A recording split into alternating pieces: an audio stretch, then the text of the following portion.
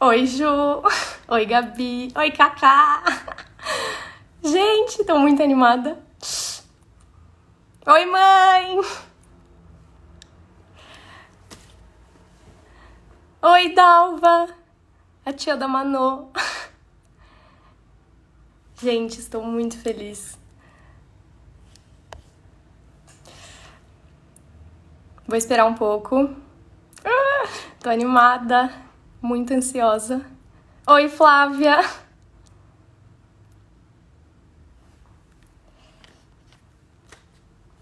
Oi, pai, que eu nunca falo oi.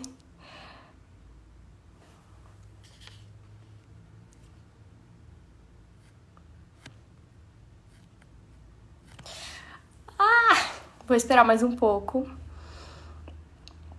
Oi, Mayra. Oi, Gabi.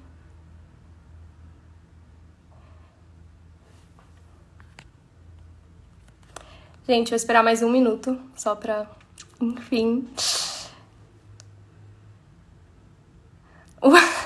O papai acabou de falar que eu nunca dou oi.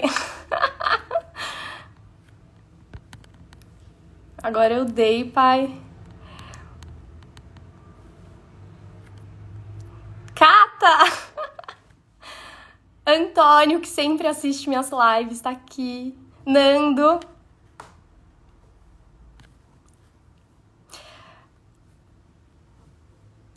Bruno. Ai, gente. Vamos lá, vou esperar. Enfim.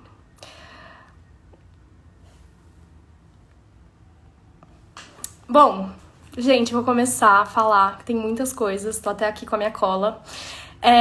Primeiro que eu tô muito feliz. Eu tô muito feliz de voltar a fazer as lives, porque acho que teve... Acho não, teve um retorno, assim, muito bom. Muito mais do que eu imaginava. Calma, tenho aqui minhas contas. De visualizações de todas as lives foram 7.600 visualizações. Então eu penso, nossa, tem pessoas que querem saber mais de teatro, que querem ouvir pessoas falando de teatro e artistas tão importantes. Então eu fiquei, assim, muito feliz. Oi, Denise, que tá aqui, entrou. Enfim, eu fiquei muito, muito, muito feliz com conversas, assim, maravilhosas. Estão todas no IGTV para quem quiser assistir. E eu confesso, assim, que tem muito essa coisa de, uma tensão, assim, com as lives, a gente nunca sabe se vai dar certo, se a pessoa vai entrar, se a conexão vai pegar, então tem um nervoso, aí eu tava muito, será que eu volto? Todo mundo fazendo live, será que realmente é legal? Mas aí eu comecei a ver que, de fato, que realmente as pessoas, enfim, acompanham. E essa falta, eu tenho sentido muita falta do teatro, assim, de ir ao teatro, de trabalhar na produção, que seja ensaiando, estudando teatro. Então, acho que essa é uma forma de ter um encontro nesse momento tão difícil que a gente tá vivendo. Então, voltei, estou aqui e também todo final de live é uma... Meu Deus, assim, eu conversei com esses atores geniais, sabe? Então, eu tô muito feliz. E hoje eu vou conversar com a Ana Lúcia Torre, que, nossa, eu não tô nem acreditando, assim, porque ela é uma das maiores atrizes que temos no teatro. Ela, assim, que participou de montagens icônicas, como Morte e Vida Severina, no Tuca, em 1966. Ela vai falar um pouco sobre isso. Enfim, muitas montagens com o Tapa, né? O Vestido de Noiva, que foi uma montagem do Tapa que fez muito sucesso. São muitas peças, muitas novelas também. Nossa, gente, são mais de 30 novelas, mas, por exemplo, Alma Gêmea, Eta Mundo Bom, Outro Lado do Paraíso, que são novelas mais recentes. Então é isso, tô muito feliz. Vou ver se ela já entrou, que eu acho que não, que eu não vi. Deixa eu ver.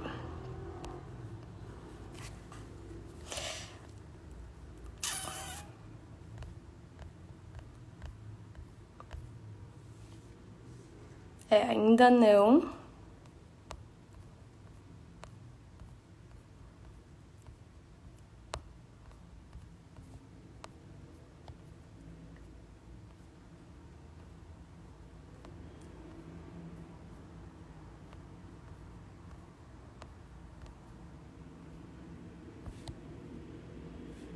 Oi, Manu Forbes, que entrou agora.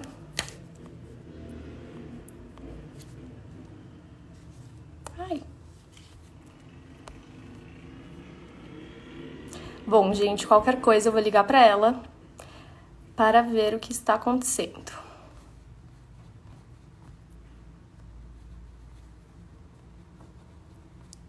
Oi, Lu!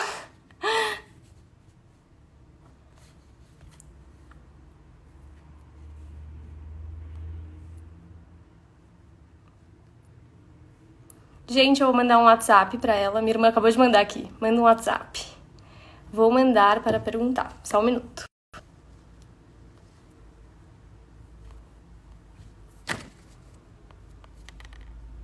Nossa, gente, eu não tô conseguindo entrar. Talvez eu vá ter que recomeçar, porque eu não tô conseguindo entrar pra aceitar. Calma. Gente, eu vou finalizar e aí eu vou ter que começar de novo. Ai, só um minuto.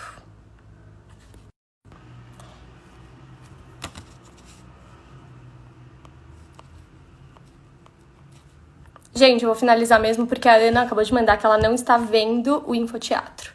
Então talvez seja um problema aqui.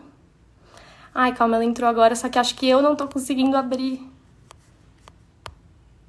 Ai, calma, acho que agora vai.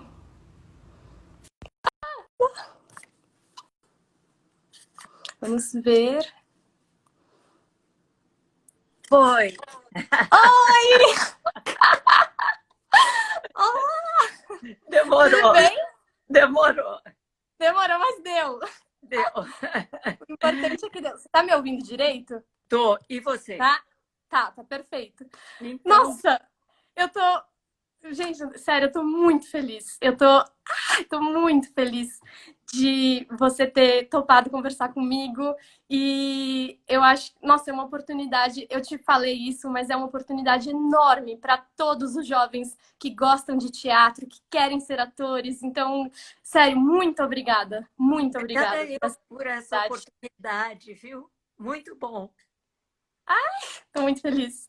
E eu já fiz aqui uma breve introdução, mas falei assim de trabalhos que você fez, da atriz que você é tão importante para o teatro. E em muitas entrevistas suas que eu assisti, todos falavam a Ana Lúcia Torre é uma mulher de teatro, né? É uma atriz de teatro. Então eu acho que isso é muito inspirador, assim, para mim, para as amigas que eu conversei que querem ser atrizes, é muito, enfim, é um exemplo pra gente, de verdade. E eu queria começar perguntando, enfim, a pergunta que tem que ser, como que começou a sua história no teatro? Como que você começou essa trajetória? Bom, eu sempre gostei. Na minha época era difícil você ter teatro infantil, esse tipo de coisa, então eu nunca tinha ido. Mas na adolescência eu comecei a ir. E era uma época efervescente de teatro, de Cacilda Becker, de, enfim, Maria Della Costa, Natália Timber, que eram as grandes damas, né? E eu lembro já com 14, 15 anos eu ia ao teatro e gostava muito. Mas quando eu entrei para a faculdade, que foi em 1965, Uhum, ou seja, um ano depois do golpe que veio a ditadura, foi em março. E no mês seguinte, em abril, o diretor acadêmico da faculdade decidiu fazer um grupo de teatro, que eu entrei na PUC, um grupo de teatro que englobasse as várias faculdades da PUC, porque antigamente era tudo setorizado. Então, tinha uhum, aquela PUC, que hoje em dia é a grande PUC, ali tinham alguns cursos e tinha outras faculdades espalhadas por São Paulo. E eles resolveram fazer um grupo de teatro em que as várias pessoas de várias faculdades poderiam ter acesso e fizeram uma seleção. A seleção foi lá, na PUC, uhum. onde eu estudava. Eu participei dessa seleção e fui uma das escolhidas. Éramos 20 e poucas, porque a gente fez um texto que exigia muitos atores, que era o Morte e Vida Severina, do João Cabral de Melo Neto. E, embora tivéssemos um cenógrafo maravilhoso que fez a ambientação do palco, do chão, nós fazíamos o cenário.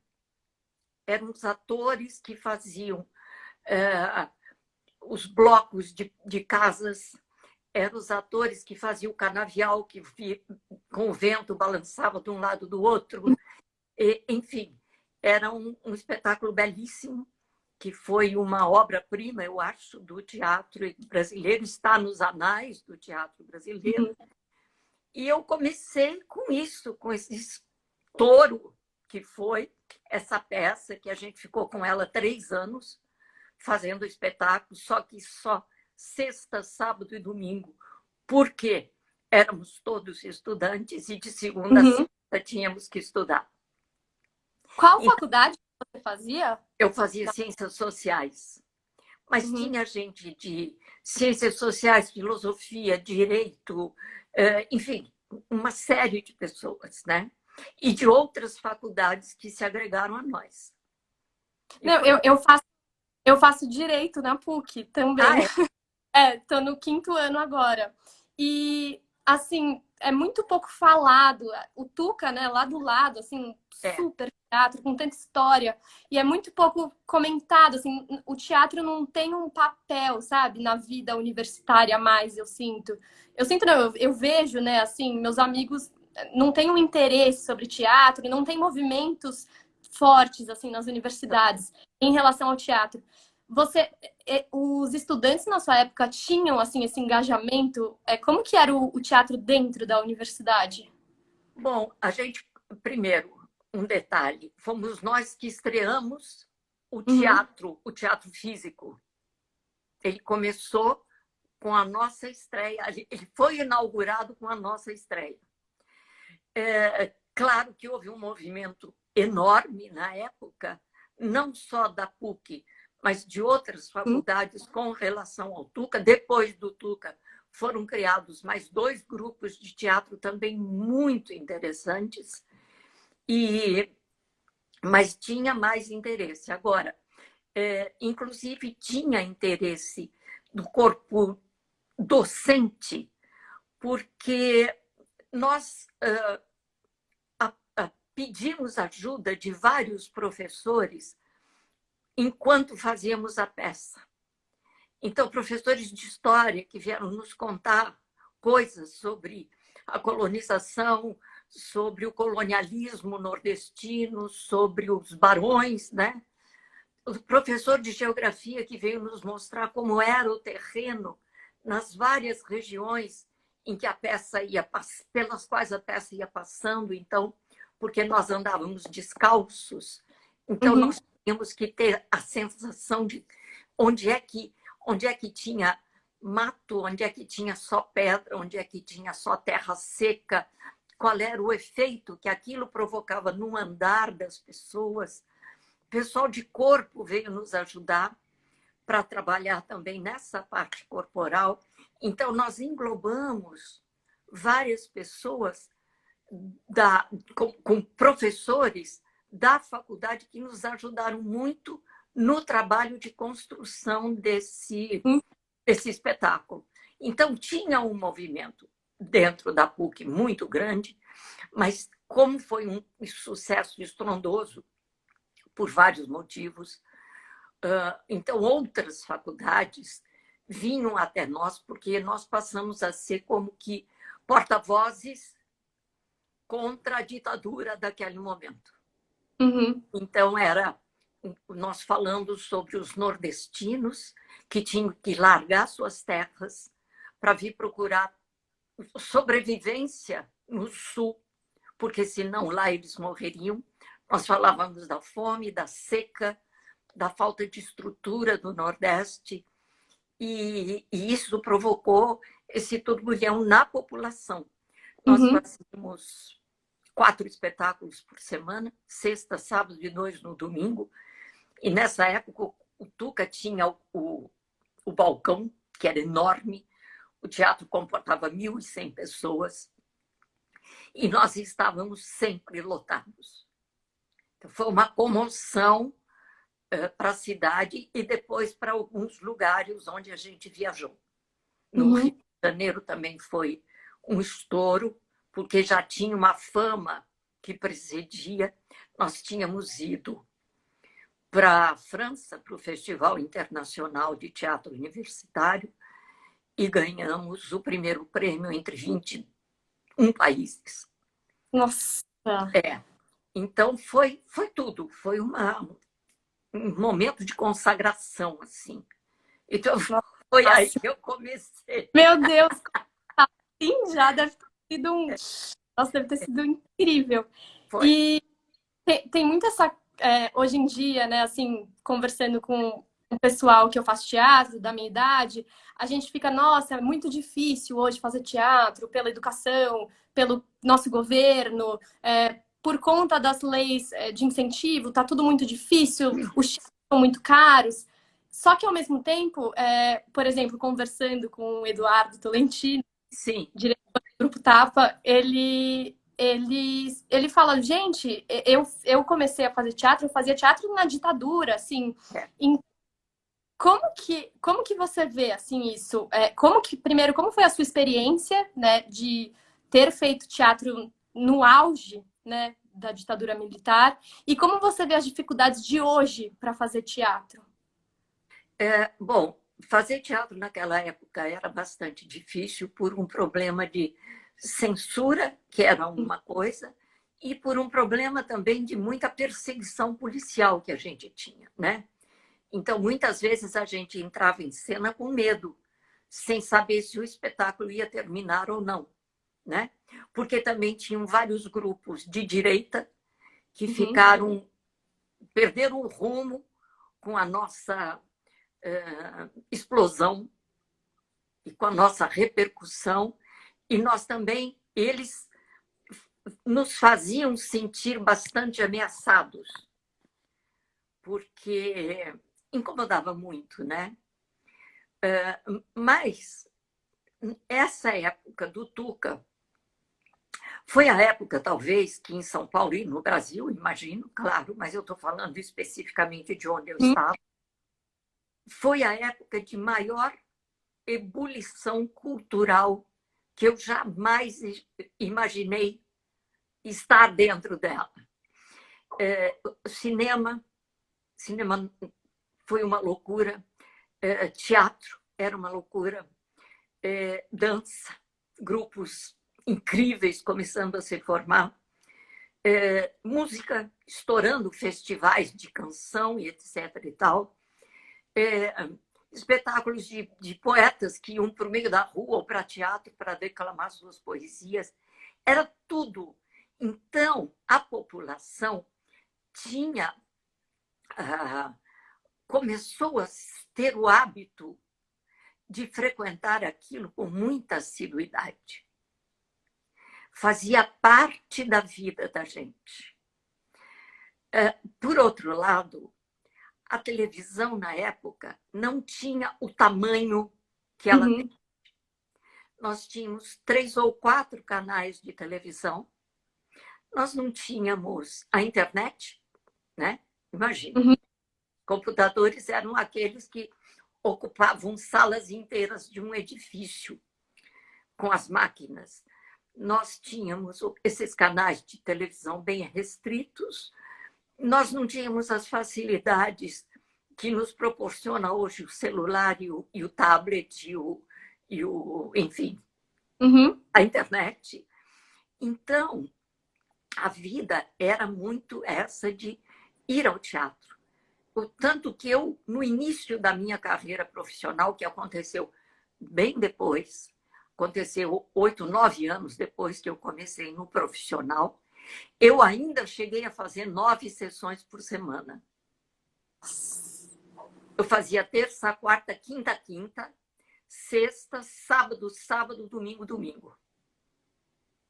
E lotava, porque tinha público para isso. Por outro lado, nós tínhamos um sistema educacional infinitamente melhor daquilo que temos agora. Na minha época, estudar em escola pública ela estava ali, no top das grandes escolas particulares. Eu só estudei em escola pública. A primeira vez que eu fui para uma escola particular foi quando eu entrei na PUC. Então, a minha base de escola primária e ensino secundário foi muito grande. Nós estudávamos 11, 12 matérias por ano.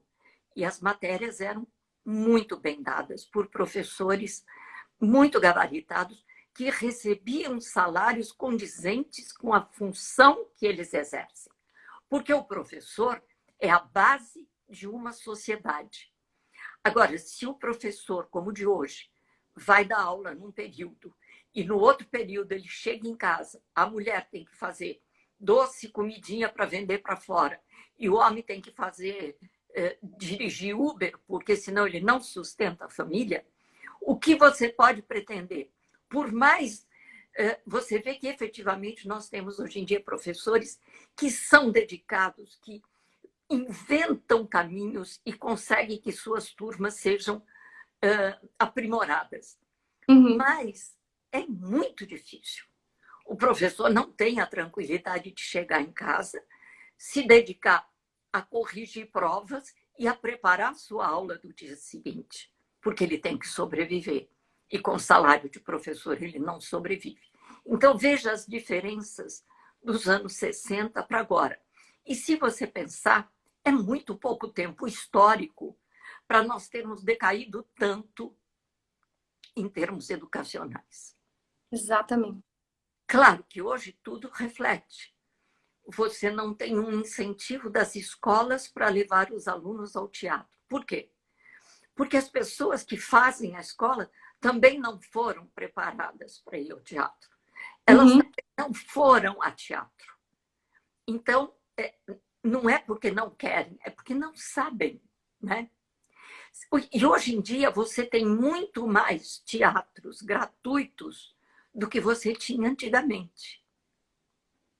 Mas as pessoas, na sua grande maioria, também não sabem que existem teatros gratuitos, porque teatro, para grande parte da camada da população, é uma coisa de elite. E é exatamente o que o teatro não tem que ser. O teatro é o reflexo da sociedade. É o reflexo das situações que as pessoas vivem dentro da sua sociedade. E isso tem que ser abrangente. Então, sim, essa defasagem faz com que hoje em dia as coisas fiquem difíceis, mas jamais impossíveis. Porque a gente sempre descobre novos caminhos e está em nós descobrirmos novos caminhos. O que nós não podemos ter, que muita gente tem, não estou só dizendo no teatro, em termos políticos, em termos religiosos, é acharmos que nós sabemos o que a população quer. Nós somos lindas pessoas, classe média, que estamos em casa, tivemos acesso a estudo, nós não temos noção do que quer a periferia, do que fala a periferia. Então, eu acho que hoje em dia, por exemplo, esse pessoal que faz funk, que faz rap, eles estão representando a nossa sociedade muito melhor do que as pessoas que se trancam na sua bola de cristal achando que sabem da sua sociedade. Então, enquanto nós não fizermos essa olhada mais vertical, nós vamos continuar fazendo teatro para a elite. Nossa, nossa, você falou muitas coisas, assim, estruturais, né? Enfim, essa grande questão, né? Como ter mais público, como fazer o teatro ter, assim, uma importância maior. Essa questão da educação, algumas pessoas falaram isso aqui das outras lives, e é um pouco desesperador, assim, confesso, porque a gente se vê muito à deriva, né, do que está acontecendo, e é o que você falou, o teatro como reflexo, né, dessa sociedade. Nossa, é muito complicado isso. E você comentou uma coisa da facilidade, né, dessa questão da tecnologia, das redes sociais, só que eu vejo muito, em relação ao teatro, isso como, não um empecilho, mas as redes sociais geram tantas possibilidades que a gente se perde, assim. Então, tem muita coisa aqui, você entra aqui, você fica horas, né, assim, subindo, É. sem... Então, acho que também essa questão de ter tantas possibilidades, talvez, não sei, tire um pouco o foco, assim, sei lá, movimentos, por exemplo, estudantis voltados ao teatro, à música, à dança, né? E outra questão... Ah, desculpa, pode falar. Eu não sei se você viu ontem um bate-papo da Denise Weinberg com o Tiago Bechara. E, Então, nesse caso, eu acho que eu vou me referir ao que a Denise disse.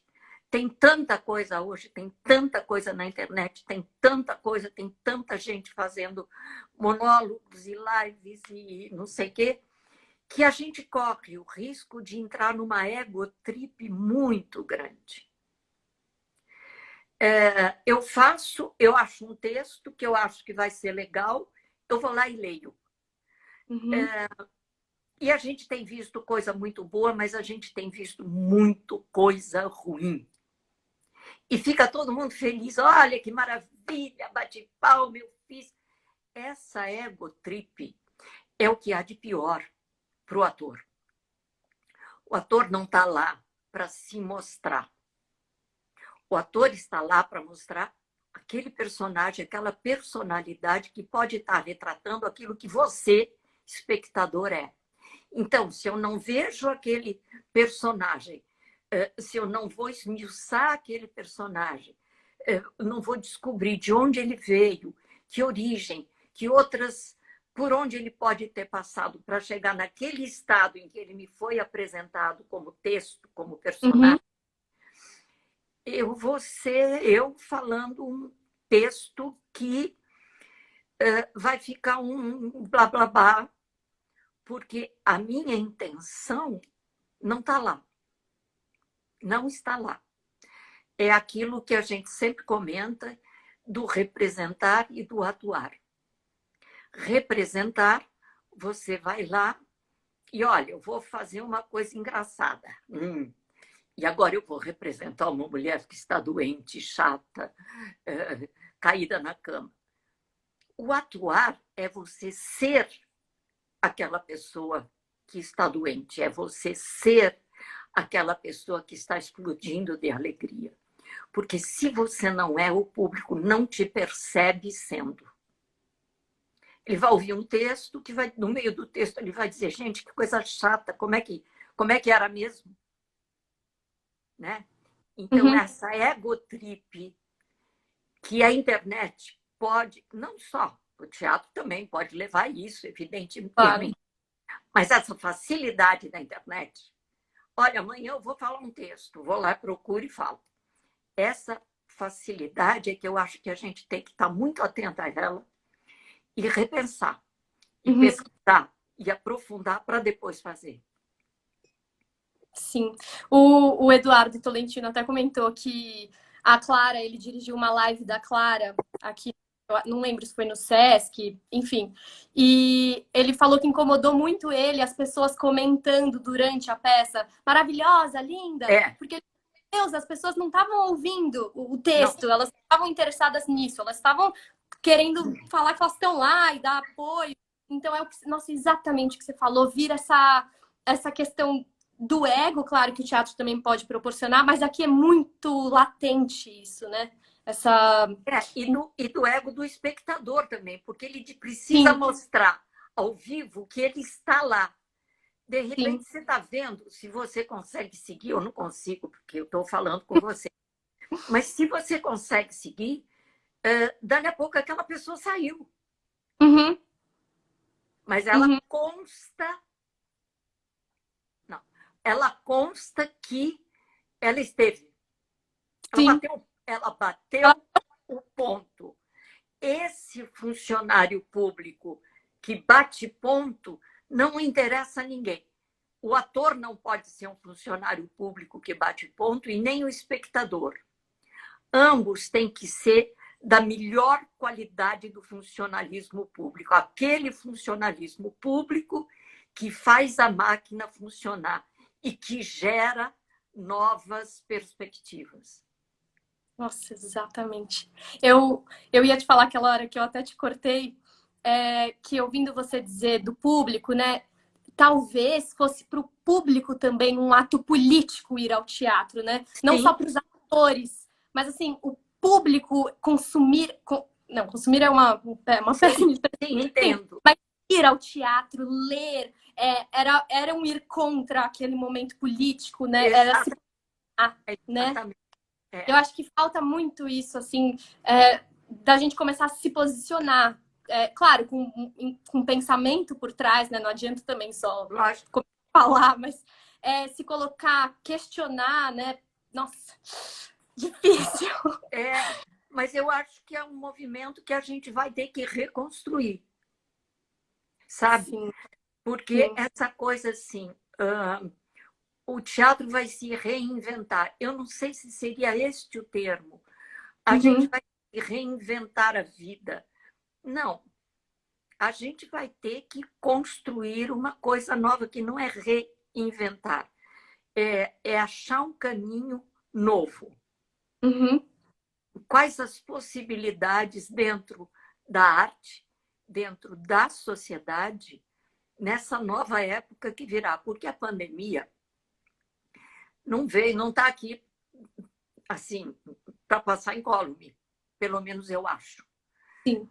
Nós estamos passando por um período muito difícil e para mim o interessante seria ver as pessoas aproveitarem esse período para se olhar. As pessoas não conseguem nunca, eu também não, por excesso de trabalho ou por Uhum. excesso de preocupação, a gente nunca teve. Eu estou com 75 anos, eu nunca tive um momento para parar, assim, dizer: agora eu paro, agora eu vou rever o que está aqui. Tanto que no começo da pandemia, eu fiquei em casa um mês, eu não sabia o que fazer. Eu não conseguia ler, Uhum. não conseguia fazer nada. Então, eu resolvi cozinhar. Eu cozinhava feito uma louca. Eu inventava coisa todo dia, porque eu adoro ler e eu não li, eu não consegui pegar um livro, eu não consegui pegar um texto, porque eu não sabia onde eu estava. Sim. Porque eu sempre li, eu sempre peguei texto. E ali que eu tinha a oportunidade de fazer isso, eu não fiz. Depois eu vim a entender que talvez tenha sido bom para eu fazer essa pausa na minha vida, né? Uhum. Para começar a me reestruturar e ver como é que vai ser daqui para frente, porque eu acho que não vai ser igual, não pode ser igual, espero que não, Exatamente. né?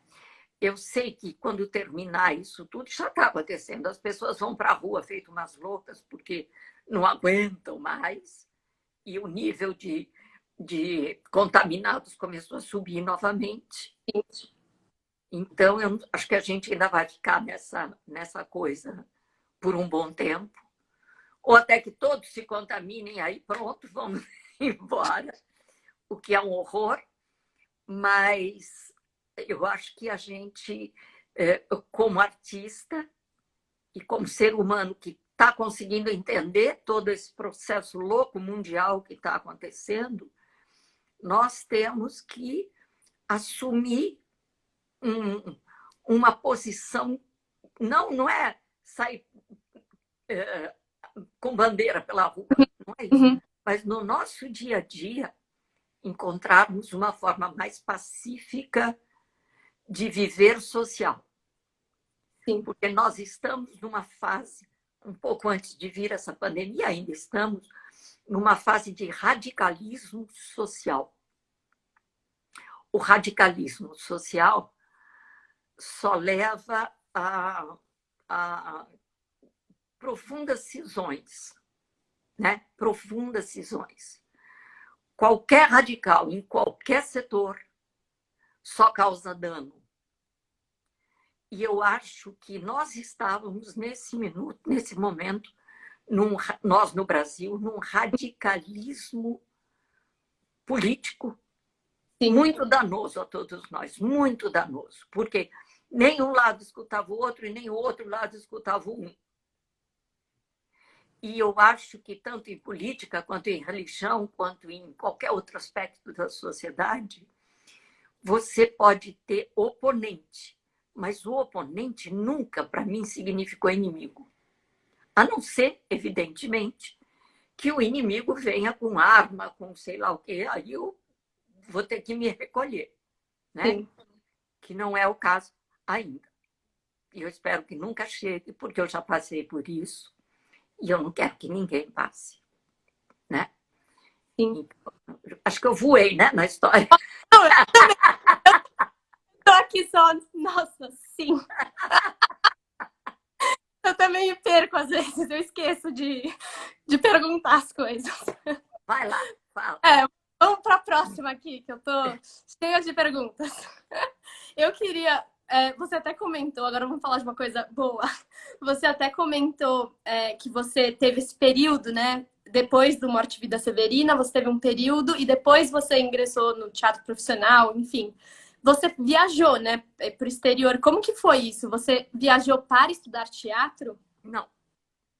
Eu fui, na Uhum. época, começou, foi tudo bem coisa de adolescente mesmo, né? Aqui estava uma situação muito desagradável, embora não tivesse ainda o ato institucional número 5, mas era uma situação muito desagradável, de muitas perseguições, de muitas prisões, embora ainda não fosse da época das grandes torturas e das mortes, mas estava bem pesado. E a Universidade de Lisboa começou a facilitar a ida de estudantes brasileiros para lá. E nessa loucura de um monte de colega meu se inscrevendo, eu me inscrevi e fui, na louca. E fiquei lá 1 ano e meio. Depois eu saí de Portugal, fui parar na Noruega. Nossa. Fiquei 4 anos na Noruega. Depois eu fui para a Inglaterra, para Londres. Fiquei mais 1 ano e meio em Londres. Enfim, foram 7 anos. E aí eu voltei. E lá você viu muito teatro ou não teve realmente essa pausa, assim?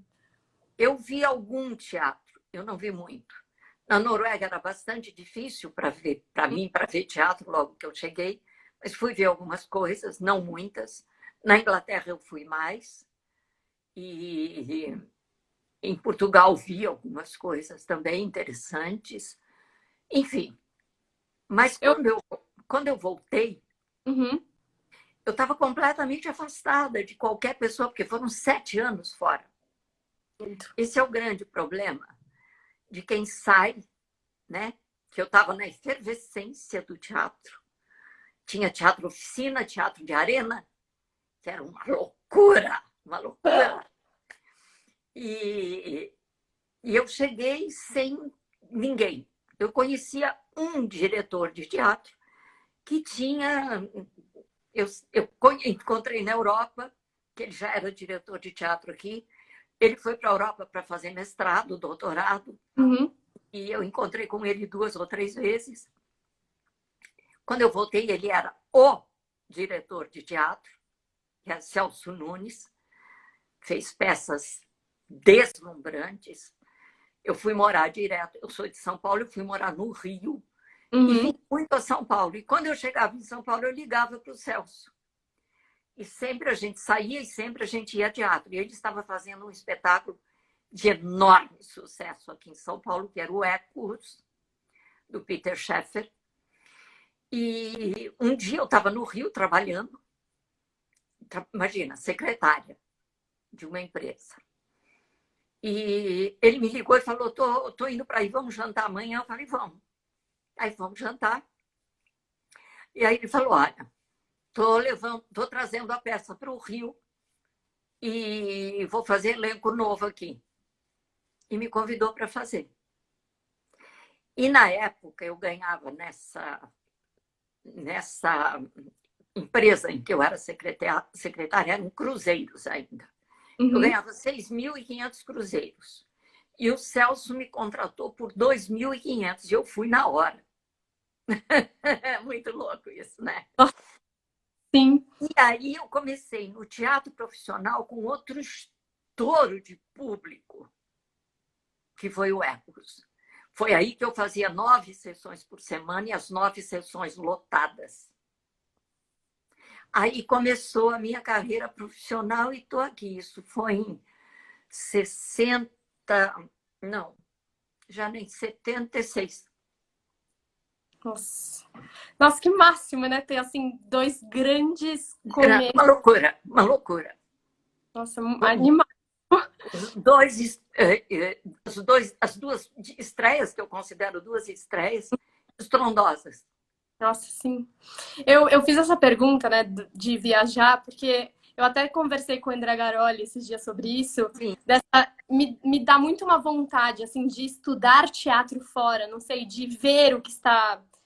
Ainda mais agora na pandemia, né, que a gente teve acesso a muitas peças sim, estrangeiras, e dá muita vontade. Só que é isso que você falou, né? Esse afastamento também, até que ponto isso é é, bom, assim, né? É uma dúvida, assim. é. Por exemplo, para você ver teatro, teatro bom, Uhum, eu não sei agora na pandemia, mas a gente vai esperar passar essa pandemia.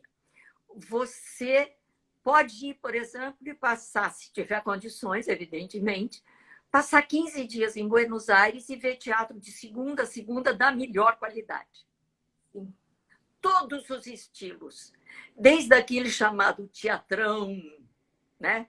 Até o teatro experimental mais deslumbrante que você possa imaginar, e casas lotadas todas as noites. Lá você vai encontrar atores incríveis com os quais você vai conversar, Uhum, porque eles são extremamente receptivos conosco, muito receptivos. E ali você vai encontrar formas. O que eu digo é o seguinte: você quer fazer teatro, você tem que ir a teatro, muito. Porque hoje em dia, os nossos estudantes de teatro não vão ao teatro. não, é. E eu acho isso uma loucura. Como é que você vai se formar se você não vê? Eu lembro que quando eu comecei minha carreira profissional, quando eu não estava em cena, eu ia ver tudo.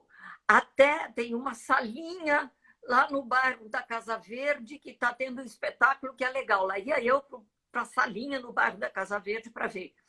Tem uma menina que está fazendo um espetáculo numa banheira dentro de um casarão na Avenida Paulista. A Alessandra Negrini fez isso. E lá fui eu ver a Alessandra Negrini. Você entende? Tem que ver para você ter critério daquilo que, olha, eu gosto disso, eu não gosto daquilo. Olha que interessante essa pessoa. Essa pessoa não, a forma não me satisfez. Que texto legal. Olha, eu gostaria de fazer um Chekhov na vida, ou gostaria de fazer uma baita farra de uma comediona. Se você não tem esse leque, você não vai abrir Uhum, a sua cabeça para ir, porque você vai vendo, mas você vai botando para dentro de você esses seres todos que te são dados pelo ator. E sim. aí você vai engrandecendo a tua experiência com o outro. Porque o teatro é isso, né? Você, você se engrandece com o outro. Eu tenho dentro de mim várias mulheres pelas quais eu já passei. E elas foram me moldando. Elas me fizeram chegar onde eu estou agora. E elas vivem em mim. Uhum, E eu entrei em contato muito profundo com elas. Mas eu também vi atrizes fazendo coisas que me deixaram muito perturbada. Então é isso. Você tem essa troca. Se você um dia fazendo um espetáculo, numa noite, você tocar uma pessoa do público, você fez o seu trabalho. Porque aquela pessoa do público pode estar com uma série de problemas que ela vai identificar naquele personagem que você está fazendo. E Sim. ali ela vai dizer: existe, eu não estou sozinha. É. Entendeu? Este é o compromisso que eu acho que a gente tem que ter. Nossa, exatamente. É a questão da representatividade, né? Que hoje em dia é tão falada. O teatro é isso, né? É, em relação a isso dos alunos, né, das escolas de teatro que não vão a teatro, eu acho que eu fiz, né, eu me formei em 2016, eu me formei no Wolf Maia, e tem muito essa questão da televisão, né, assim, de É, ser ator, quando você fala quero ser ator, hoje em dia não se pensa no teatro em primeiro lugar, né, tem a questão não. da como é para você assim essa questão da televisão na sua vida de atriz e como você pode falar um pouco sobre essa confusão que as pessoas fazem em relação à celebridade e o ator? Bom, a televisão, eu não vou falar. A televisão está lá, ela é assim, e a gente. E ela faz um trabalho incrível, Uhum, principalmente no nosso país. Não vou sim. negar isso. Eu demorei muito para me adaptar à televisão. Eu demorei para entender aquele mundo. Tanto aquele mundo de como se faz, como aquele mundo da convivência. Que você está no teatro, você tem aquelas pessoas no camarim com você, que são meia dúzia, que são duas, e você tem o técnico de som, de luz, o diretor, e ali fica a camareira, e ali ficamos. Quando você chega num estúdio de televisão, que para fazer uma cena, no estúdio tem umas 40, e Uhum, fora do estúdio mais umas 30, você tem que saber como lidar com essa situação. E eu demorei anos para entender esse processo. Hoje em dia, eu me sinto muito à vontade. uhum, Mas eu confesso a você que nos primeiros trabalhos eu sofri profundamente. Então, quando eu percebi que o problema era eu e não era a televisão, e no momento que eu relaxei, aí tudo começou a fluir melhor.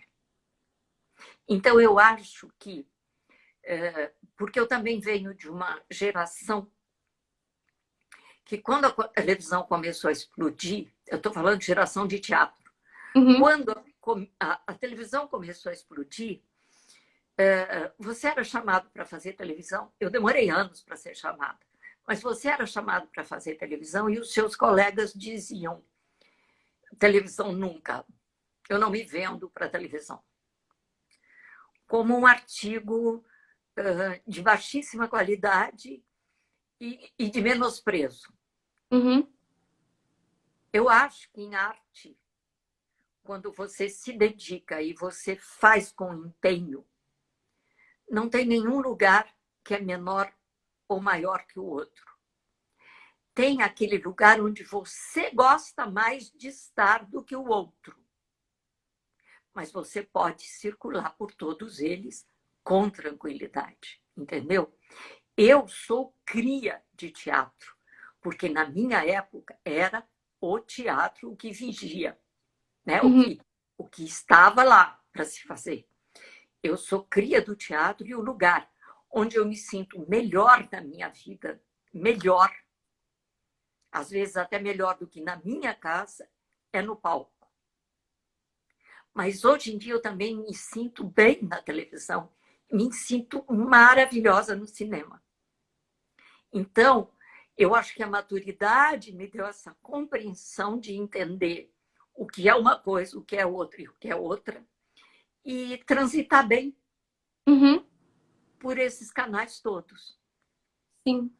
Eu não sei se eu fugi do que você me perguntou. Não, era isso. Eu queria saber da televisão na sua vida e também da questão dessa confusão dessa questão da celebridade, da fama, né, que a televisão traz assim para a vida do ator. Como que é isso? Só mais uma coisinha. Uhum, O teatro te faz aprofundar. ele te faz dar um mergulho. Você tem pelo menos 1 mês e meio ou 2 de trabalho diário em cima daquele texto. E ali você pesquisa a época que foi feita, o comportamento, a pessoa, enfim, tudo. A televisão, ela é mais horizontal, porque você tem, o diretor tem que entregar 6 capítulos por semana. Então, ele te orienta, evidentemente que ele te orienta. Mas você tem que sacar essa orientação primeira, que são alguns trabalhos que os diretores fazem antes de se começar a gravar, e você tem que captar aquilo, pegar aquilo e ir embora. A TV Globo, por exemplo, é uma emissora que te facilita qualquer coisa que você precise. Então, se você chegar na construção do teu personagem e dizer para a produção, eu preciso de assistir vídeos sobre tal assunto e eu preciso de livros sobre tal assunto. No dia seguinte, você tem tudo. Isto é maravilhoso. Isto é sensacional. Mas você tem aquela... Você entra num estúdio para gravar 28 cenas por dia, você tem que fazer as 28 cenas por dia. E se não sai muito bem, se quer repetir ou você quer demorar mais, conversando com o diretor, vai tudo ficar atrasando. Você pode, porque o diretor te permite, mas também tem um limite para isso. Né? Então, você tem que estudar, talvez, mais ainda, sozinho, para poder chegar em algum lugar. Então, quando você estreia no teatro, você estreia com uma bagagem bastante grande, porque você está com aquele personagem direto há 2 meses. Na televisão, você não estreia com uma bagagem grande, porque você vai começar a gravar e aquelas cenas já vão para o ar. Então, depois de 1 mês é que você começa a amaciar e a se sentir melhor dentro daquele personagem. Voltando à celebridade. Celebridade é uma coisa muito louca. Eu não sei quem inventou isso. Né? Para mim, celebridade é Einstein. Einstein é uma celebridade. Gandhi é uma celebridade. Agora, digamos que agora eu esteja fazendo uma novela e ela é um baita sucesso. É um estouro. E o meu personagem caiu nas graças do povo. Então, eu vou para a rua, é uma festa. A novela termina e vai entrar outra. E virar uma outra atriz com outro personagem estrondoso. Aí a celebridade é ela. Você passa na rua, de vez em quando as pessoas dizem: oi, acabou a celebridade. Entendeu? Então, não existe celebridade numa coisa tão fugaz. Nossa. Existe um trabalho constante que um ator vai construindo ao longo de sua carreira para que todo mundo o reverencie depois de um certo tempo. Ninguém vai negar que celebridade hoje em dia é Dona Fernanda Montenegro. Mas ela é celebridade porque ela é uma puta atriz, porque ela é uma pessoa extraordinária. Eu tive a honra de trabalhar 1 ano inteiro com ela.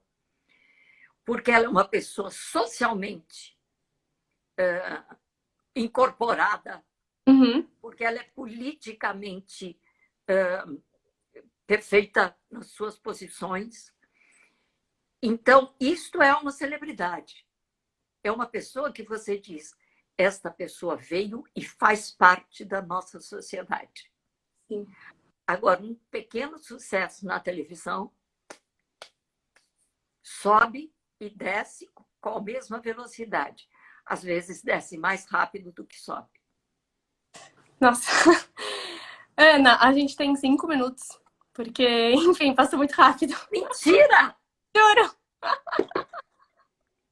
Pois é. Outro dia a gente volta. Exato, eu vou te avisar.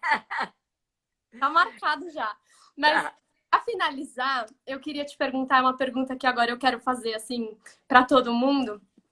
Com esse momento, né, político que a gente está vivendo, com essa crise econômica, política, com a própria pandemia, com a questão das redes sociais em ascensão, né, cada vez mais, como você vê o futuro do teatro brasileiro dentro dessas circunstâncias? Eu não sei ainda como ele pode ficar. Eu só não gostaria que voltasse a ser tudo igual. Eu acho que a gente tem que, claro, tem espaço para tudo, mas eu acho que a gente tem que buscar o que precisa ser dito, de que forma precisa ser dito, e como a gente vai chegar nesse lugar em que a gente vai despertar curiosidade nas pessoas para virem ao teatro. Esse é um grande trabalho.